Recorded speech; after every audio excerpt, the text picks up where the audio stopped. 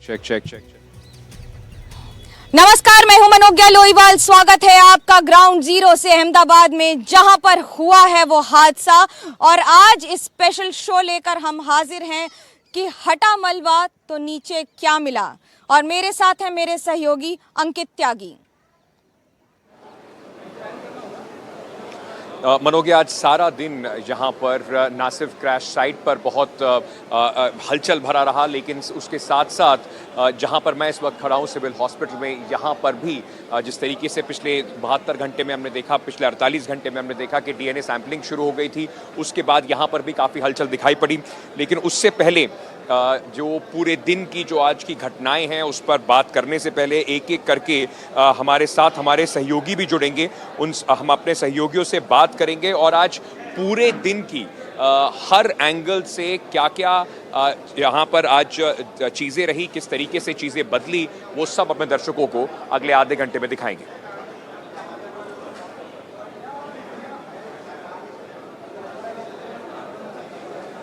बिल्कुल, आपको ये भी बता दें कि हमारे साथ हमारे सहयोगी जुड़ेंगे और आपको हम ये बता दें कि आज दिन भर हुआ क्या। 2 क्रेन लगाकर यहाँ से हटाया गया है मलबे को। मैं जहाँ खड़ी हूँ वहाँ से आपको सबसे पहले मैं रोहित से कहूँगी आपको तस्वीरें दिखा दें। कल तक दोपहर तक यहाँ पर वो एयरक्राफ्ट का आपको टेल दिख रही थी, लेकिन अब उसे हटा दिया गया है, साइड में यहाँ नीचे रख दिया गया है। ये वही इमारत है जहाँ पर आकर एयर क्रैश हुआ था, जहाँ पर इतिहास रचा गया है, जहाँ पर 1 लाख लीटर का टरबाइन फ्यूल जल गया, जिसने आसपास के इलाकों को इस तरह से रंग को तब्दील करके छोड़ दिया है।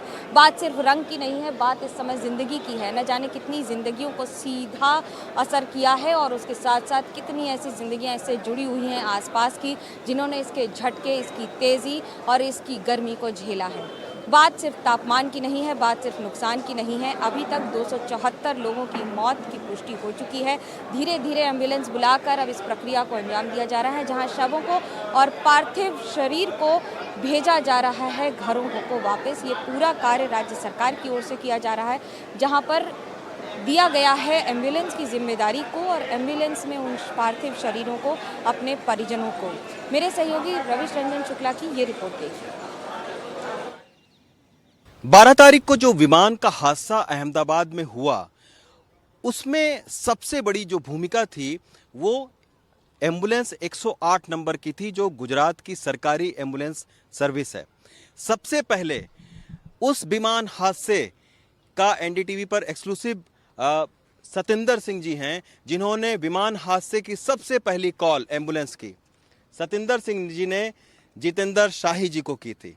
और क्या उसमें कहा, जितेंद्र शाही जी हमें सुनवाएंगे। जो कॉल रिकॉर्डिंग होती है, ये सतिंदर सिंह जी उसी जो मेडिकल का कैंपस है उसके ठीक सामने बैठे हुए थे, और जैसे ही ये विमान गिरा सबसे पहले इन्होंने देखा और सुनाया क्या, शाही जी को क्या फोन किया, ये देखिए, ये सुनिए।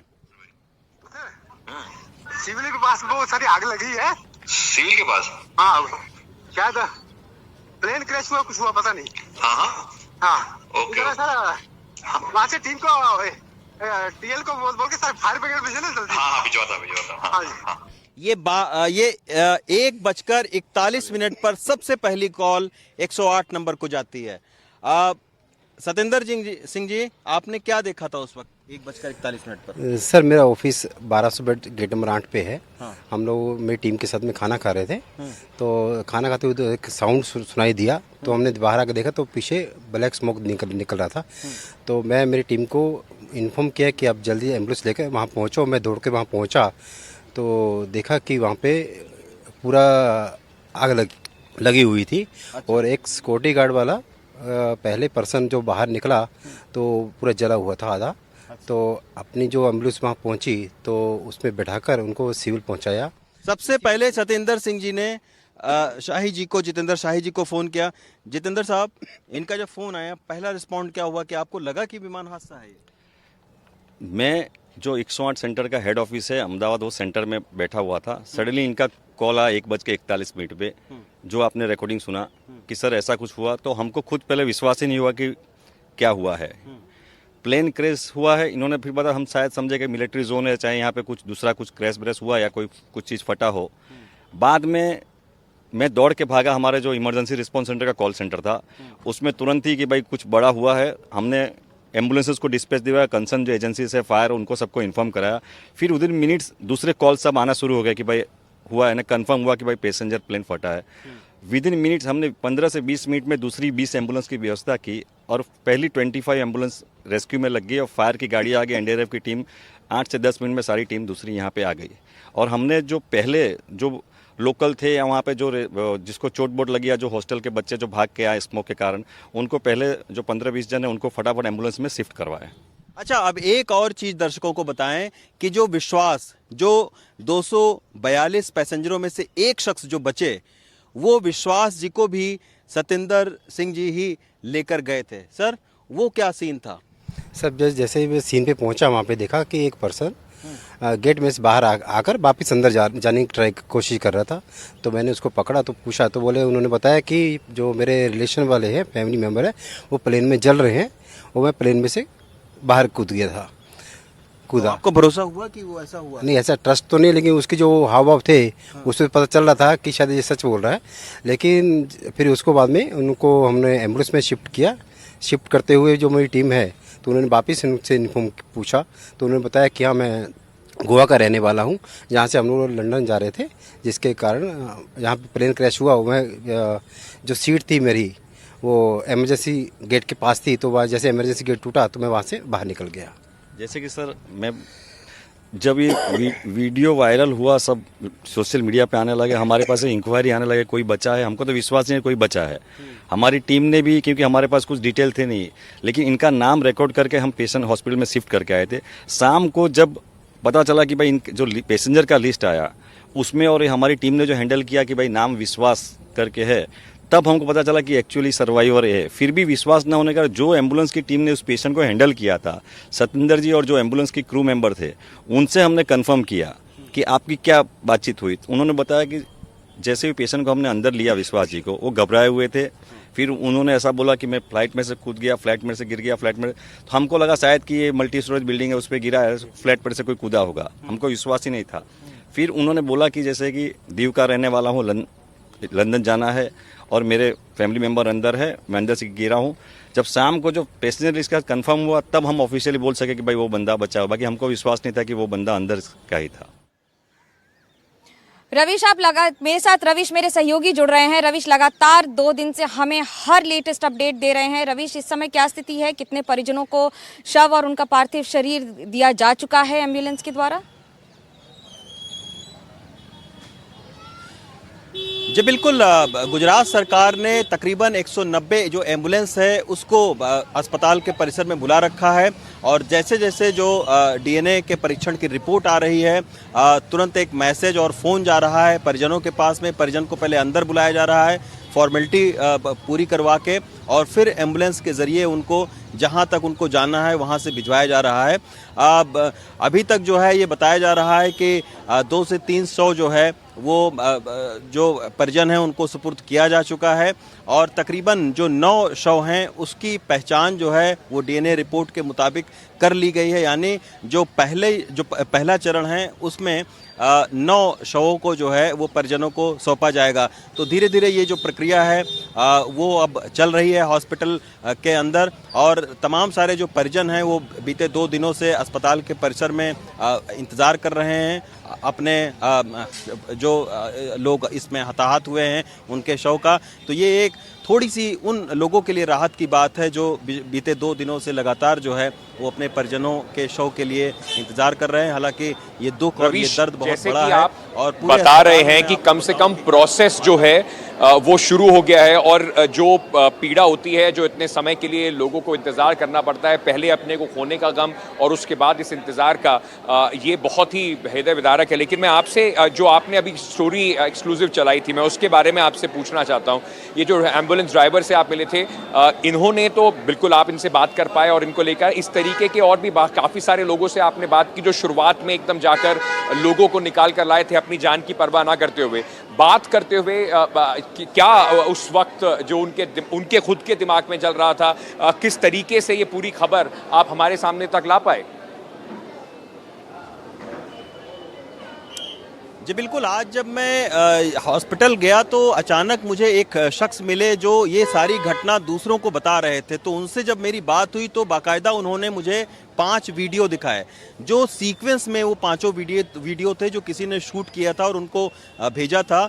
उसमें ये था कि 108 जो कि यहाँ की एम्बुलेंस सर्विस है आपातकाल के, तो ये जो सतिंदर संधू जी हैं, ये ठीक जो है वो मेडिकल कैंपस में ही खाना खा रहे थे, दोपहर का वक्त था। तो अचानक जब धमाका हुआ और धुएं का गुबार उठा तो इन्होंने धमाके के साथ में देखा है कि एक प्लेन जो है वो गिरा है। तो पहले तो इनको भरोसा ही नहीं हुआ कि प्लेन इस तरीके से गिर सकता है। फिर इन्होंने सबसे पहली जो कॉल है वो जो अपने मैनेजर को किया। मैनेजर को भी भरोसा नहीं हुआ, लेकिन मैनेजर ने तुरंत इनसे कहा कि आप मौके पर पहुंचिए। तो ये उस वीडियो में पैदल भागते हुए उस ओर जाते हुए दिख रहे हैं वीडियो में। तो सबसे पहले जब ये पैदल भागते हुए गए तो एक सिक्योरिटी गार्ड जिसका कपड़ा जल रहा था वो भागा हुआ मिला, उसको सबसे पहले इन्होंने पहुंचाया। और जो दूसरे शख्स थे वो थे विश्वास, जो कि सफ़ेद टी शर्ट में दिख रहे हैं उस वीडियो में। वो बाकायदा उनके पीछे जो है वो धू धू करके काला धुआं निकल रहा है और वो वहाँ से निकल रहे हैं। तो सारे लोग, जो भी स्थानीय लोग भी वहाँ तमाम सारे मौजूद थे, ये खुद भी, इनको भी भरोसा नहीं हुआ कि इस तरीके से कोई आदमी जो है वो इस विमान में बच भी सकता है। तो इस पूरे प्रोसीजर में कि वही शख्स है जो विमान में बैठे हुए थे, तकरीबन 2 से 3 घंटे लग गए।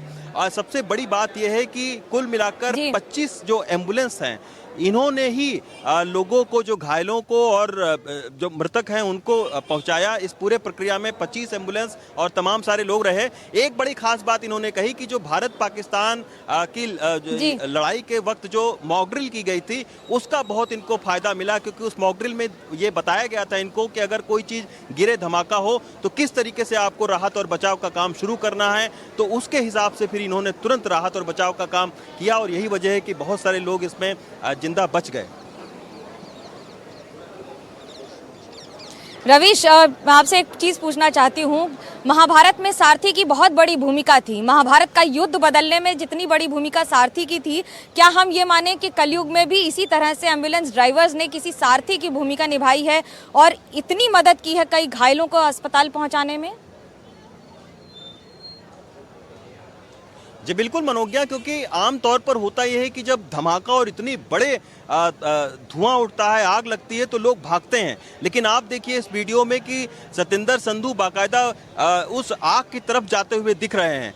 तो यही एक सबसे बड़ी बात है कि जो इनको ट्रेनिंग मॉक ड्रिल के दौरान और उससे पहले भी इन्होंने तमाम सारे घायलों को पहुंचाया अस्पताल में। तो ये उस ट्रेनिंग का नतीजा रही कि इन्होंने तुरंत, बताइए, 1:38 पर प्लेन क्रैश हुआ और 1:41 पर सबसे पहले सतिंदर संधू जी और स्थानीय लोगों के साथ में पहुंचने वाले थे।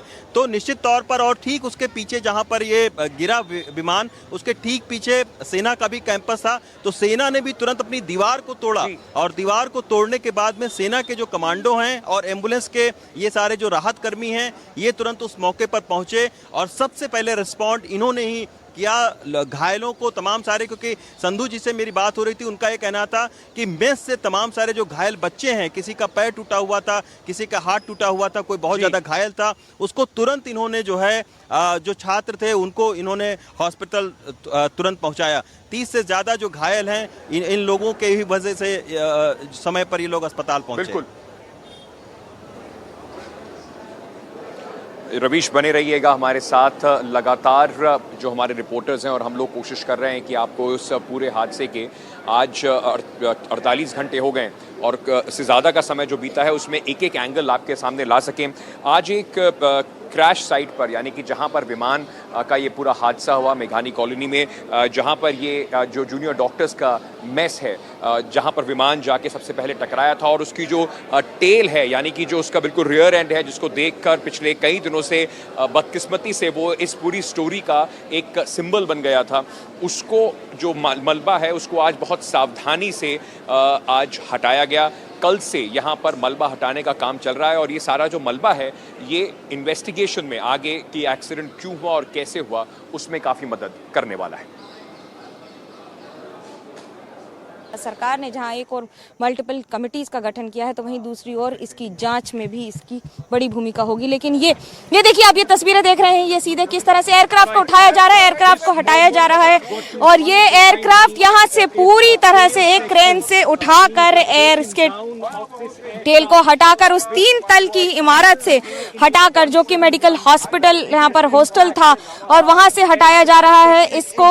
और हटाने के साथ साथ आपको हम जो तस्वीरें दिखा रहे हैं, आप ये तस्वीरों में महत्वपूर्ण हो जाता है आपको बताना कि इन तस्वीरों से सिर्फ ये साबित नहीं हो रहा है कि किस तरह से क्रेन से उसे हटाया गया है, और साथ ही साथ ये भी इसकी तस्वीर, क्योंकि जो ये तस्वीर है ये बता रही है कि इस 3 तल की इमारत से इसे हटाकर अब अलग रखा जाएगा, क्योंकि इसके बाद ही अब क्या हुआ है पूरे उसमें उसकी जांच हो रही है। जहां एक और सरकार से जांच के ऑर्डर्स दिए गए हैं तो वहीं से साथ ही साथ इसकी भी जानकारी जरूरी कि जिस तरह से मल्टीपल क्रेन्स का इस्तेमाल हो रहा है इसके लिए। कैमरा पर्सन रोहित विश्वकर्मा के साथ मनोज्ञा लोईवाल, एनडीटीवी इंडिया के लिए। आज जिस तरह से मलबा हटाया गया है उस मलबे में एक एयर होस्टेस का भी शव बरामद हुआ है। एक शव और मिलने से अब पूरा मौत का आंकड़ा 274 तक पहुंच गया है। मैं इस वक्त अहमदाबाद के मेघाड़ी नगर इलाके में हूँ। ये वो इलाका है जो कि विमान हादसे से प्रभावित हुआ था। इन्हीं इमारतों में जो इमारतें हैं रेसिडेंट डॉक्टर्स की, यहीं पर आकर विमान टकराया था। 7 ऐसी इमारतें प्रभावित हुई।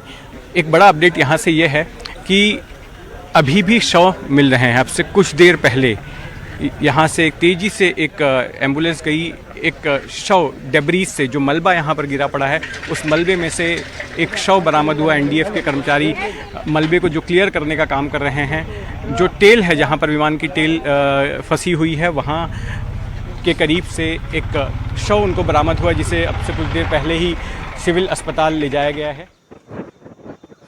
मेरे साथ मेरे सहयोगी जितेंद्र दीक्षित जुड़ रहे हैं। जितेंद्र, इस समय लगातार जिस तरह से युद्ध स्तर पर काम हो रहा है, अभी क्या कहेंगे, क्या है स्थिति अस्पतालों की और जो शव वापस दिए जाने हैं परिवारों को? देखिए मनोज्ञा, मैं अस्पताल में नहीं हूं, मैं घटनास्थल में हूं। घटनास्थल के पूर्वी तरफ से आप रिपोर्टिंग कर रही थी और मैं उसके पश्चिमी तरफ, हॉस्टल के पश्चिमी तरफ हूं। और ये जो हॉस्टल है आप देख रही हैं, 7 इमारतें हैं जो कि उस वक्त धू-धू करके जल रही थी जब विमान इन पर आकर गिरा था। और इस हॉस्टल के इर्द गिर्द रिहायशी बस्ती है। और सबसे पहले जब यहाँ पर एम्बुलेंस यहाँ पर पहुंची, उससे भी पहले जो फर्स्ट रिस्पॉन्डर्स थे वो आसपास के लोग थे। ऐसे ही कुछ लोग इस वक्त मेरे साथ मौजूद हैं। प्रतीक कोरे मेरे साथ में मौजूद हैं। प्रतीक, ये बताइए कि जब आपको हादसे का पता चला, जब आपने देखा, तो किस तरह से आपने रिस्पॉन्ड किया? जैसे हमारा तो कोई आइडिया ही नहीं था कि ऐसा हो सकता है, तो अचानक इंस्टेंटली ब्लास्ट हुआ, तो वो देख के मैं इंस्टेंटली भागते आया। तो तभी यहाँ कोई 108 फायर ब्रिगेड कोई अवेलेबल नहीं थे, तो हमने लोकल व्हीकल में, प्राइवेट व्हीकल में उठा के उनको अस्पताल में भेजा गया। अच्छा, और स्ट्रेचर वगैरह आपने बताया था कि स्ट्रेचर वगैरह आप अरेंज कर रहे थे? अरेंज किया, जैसे चादर वगैरह कुछ भी अरेंज करके उनको उठा के बाइक पे या रिक्शा में, पर्सनल वाहन में डाल के लेके गए। और जब आप यहाँ पहुँचे तब क्या देख रहे थे आप यहाँ पर? बहुत बड़ा फायर जल रहा था, जैसे आंखों से देखा भी नहीं जा रहा था, इतना ज़्यादा आग, बहुत बड़ी मात्रा में आग थी। और फिर जैसे हमने एनर्जी ड्रिंक वगैरह, एसएनसी की रश एनर्जी ड्रिंक, इलेक्ट्रोलाइट हमने डिस्ट्रीब्यूट किया, वाटर। हमारे साथ चिराग सरदार भी हैं, ये भी फर्स्ट रिस्पॉन्डर्स में से थे और उन्होंने उस वक्त तो राहत का काम किया था, लेकिन उसके बाद भी यहाँ पर जो तमाम राहत कर्मी हैं, पुलिस कर्मी हैं, बाकी के जो म्युनिसिपल कॉर्पोरेशन के लोग यहाँ पर काम कर रहे हैं, उनको भी राहत पहुँचा रहे हैं। ये बताइए कि आपको जब पता चला तो किस तरह से यहाँ पर आकर आपने अपना काम शुरू किया? हम लोगों ने पहले तो प्लेन की आवाज़ सुनी, जो नॉर्मल है, रेगुलर बेसिस पे फ्लाइट होती रहती है। फिर अचानक से प्लेन की आवाज़ आई और ज़ोर से ब्लास्ट सुनाई दिया। पहला ब्लास्ट बहुत ज़्यादा इंटेंसिटी का था, तो फिर बाहर आके देखा तो दूसरा भी ब्लास्ट हुआ और सब जगह स्मोक और यही सब ब्लास्ट सुनाई दे रहे। तो हम लोग भाग के घटनास्थल पे आए और देखा कि ब्लास्ट के साथ साथ इलेक्ट्रिसिटी और सारे गैस सिलेंडर्स वगैरह भी फट रहे थे। तो हमने ट्राई किया हमारी तरफ से कि जितने लोग इकट्ठा हो सके लोगों को निकाला जाए, और सब चादर वगैरह है, फिर गद्दे हैं, मैट्रेस वगैरह, उनमें फिर 2 व्हीलर्स पे, ऑटो में जो भी मीन ऑफ ट्रांसपोर्ट हमको मिला उसमें हमने उनको ट्रांसफ़र करने की कोशिश की। फिर कल का दिन वो गया, आज भी हम लोग जैसे है इलेक्ट्रोलाइट ड्रिंक्स और वाटर वगैरह की यहाँ पे सर्विस दे रहे हैं जो भी नीडेड है। एसेंसी इलेक्ट्रोलाइट और वाटर वगैरह सब जो हमने प्रोवाइड किया है। तो अभी आपने सुना स्थानीय लोगों को, ये पहले तो बिल्कुल। इन्होंने फर्स्ट रिस्पॉन्डर्स तो थे ही आसपास के लोग, लेकिन इसके बाद भी यहाँ पर जो राहत का कार्य चल रहा था और आज भी जो मलबा हटाने का काम चल रहा है, तो वहाँ पर भी ये कर्मचारियों की, मीडिया कर्मियों की, पुलिस कर्मियों की, सबकी मदद कर रहे हैं ये। बिल्कुल, हमने ये पूरे अहमदाबाद में देखा, जहाँ जहाँ पर भी गए वहाँ पर लोगों ने इस पूरे हादसे के बाद मदद करने की कोशिश की, जैसे भी जिस भी तरीके से कर सकते हैं। आनंद आपको लिए चलते हैं। आनंद गुजरात में एक शहर है और यहाँ पर कई घरों में इस विमान हादसे के बाद मातम छाया हुआ है। 241 लोग जो विमान में सवार थे उसमें से 33 आनंद से थे। मेरे सहयोगी अभिषेक आज आनंद में है। अभिषेक, कई लोगों से आपकी मुलाकात हुई, मायूसी का माहौल है वहाँ पर? जाहिर तौर पर जिस तरीके से जो आनंद एक NRI सिटी कहा जाता है और जिस तरीके से आंकड़े आए तो उसमें 33 लोग आनंद से बताए जा रहे हैं जिनकी इस घटना में मौत हो गई। सुबह से हम लोगों के घर में जा रहे हैं, कोशिश कर रहे हैं उनसे बात करने की। अब तक मैंने 2 से 3 परिवारों से बात की है। एक पटेल कपल था, मोनाली पटेल और सनी पटेल नाम का। कहीं ना कहीं जिस तरीके से उनके एक सपने थे और उनको जाना था, लेकिन जिस तरीके से फ़्लाइट के शेड्यूल में उन्होंने चेंज किया और आगे का जो टिकट कैंसिल करके फिर 12 जून का टिकट निकाला, वो कहीं ना कहीं उनके लिए घातक हुआ और वो इस वक्त शामिल नहीं है। और कहीं ना कहीं जिस तरीके से यहाँ पर हर परिवार की एक बात करें, एक परिवार के 3 सदस्य इसमें चले गए हैं, अब उस परिवार का कोई बड़ा बचा ही नहीं और पूरी की पूरी जिम्मेदारी एक लड़के के ऊपर आ गई है।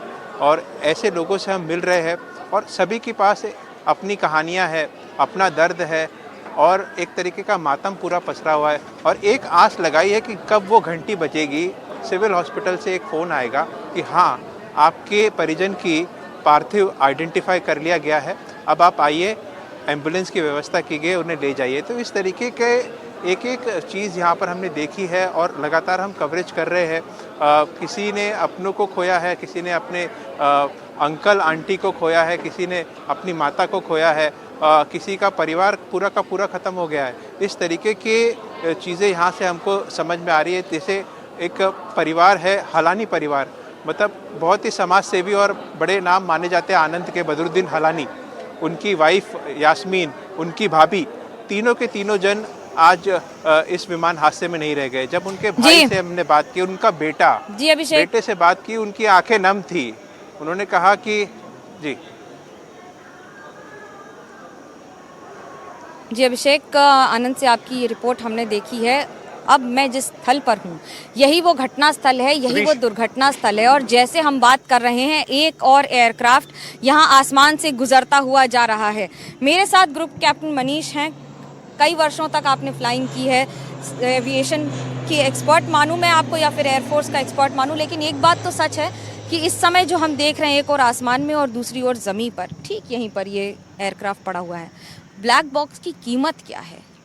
जैसे आपने कहा, हम ग्राउंड ज़ीरो पे खड़े हैं एंड ब्लैक बॉक्स सबसे अहम कड़ी है जो एयरक्राफ्ट एक्सीडेंट और जो फाइनली उसका इन्वेस्टिगेशन निकलेगा, जो रूट कॉज एनालिसिस कर पाएंगे, वो सबसे महत्वपूर्ण कड़ी है ब्लैक बॉक्स।